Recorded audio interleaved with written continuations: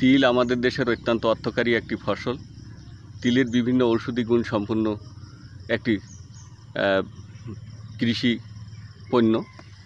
তিলের এই যে পুষ্পমঞ্জুরি, এই পুষ্পমঞ্জুরির থেকে মধু নিয়ে মৌমাছিরা যে মধু তৈরি করে সেটা অত্যন্ত সুস্বাদু এবং খুব দামি একটি মধু তৈরি হয়।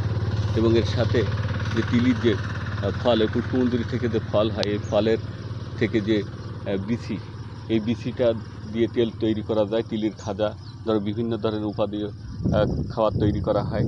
এবং তিলের যে বিচি থেকে এক ধরনের তেল তৈরি হয়, এই তেল বিভিন্ন ঔষধি গুণে ভরায়। এটা আমরা জ্বালিয়ে এর সাথে বিভিন্ন ভেষজ উপাদান ব্যবহার করে সেটা পুরুষের যৌন রোগের জন্য অত্যন্ত গুরুত্বপূর্ণ একটি ওষুধ তৈরি হয়, যেটা পুরুষের গোপন অঙ্গ বিভিন্ন সমস্যায় সেটা ব্যবহার করলে অত্যন্ত গুরুত্বপূর্ণভাবে একটি কাজ করে।